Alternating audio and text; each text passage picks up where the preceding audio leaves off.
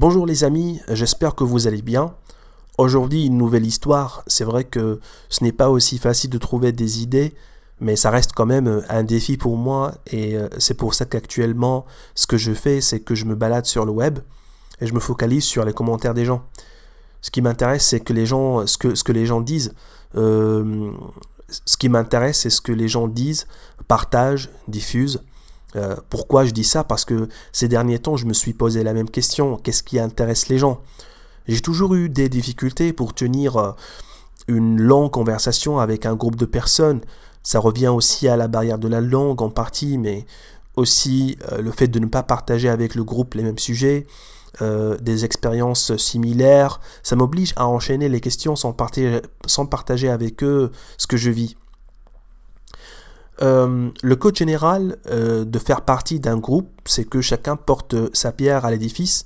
Et ce manque de sujet, qui est au final une pauvreté linguistique de mon côté, ont causé cette difficulté. Qu'est-ce qui intéresse les gens ou qu'est-ce que intéresse les gens? Euh, Évidemment, qu'est-ce qui intéresse les gens? Évidemment, il n'y a pas une bonne ou mauvaise réponse. C'était juste une question déclencheur. Parce que s'intéresser aux intérêts des gens, ce n'est pas naturel pour moi. C'est pour ça que je trouve des difficultés à tenir une conversation légère sans aborder des sujets lourds qui nécessitent un échange sérieux. Les gens généralement veulent passer ensemble des moments de détente sans prise de tête en rigolant, tu vois.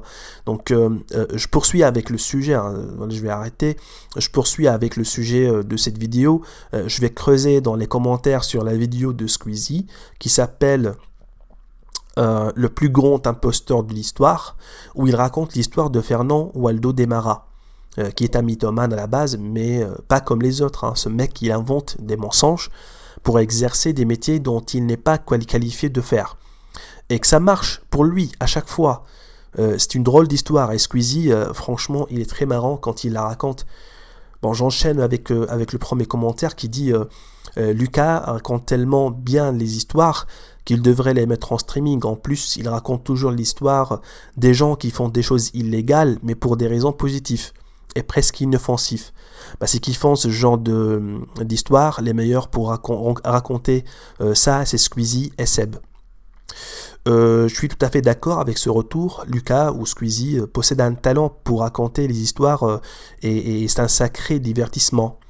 La narration des aventures de Fernand n'aboutit pas à une histoire complètement négative, d'autant plus que les moments de souffrance qu'il a vécu en face des vrais défis sont aussi une source de dopamine à bien des égards. D'abord, il se trouvait devant une personne malade pour lui faire une opération chirurgicale très délicate, alors qu'il n'a pas d'expérience, sauf des connaissances théoriques, hein, qu'il les a chopées dans les livres de médecine. Il y a aussi des médecins qui ont des années et des années d'expérience qui échouent des fois avec des opérations en urgence, alors que lui, ça va.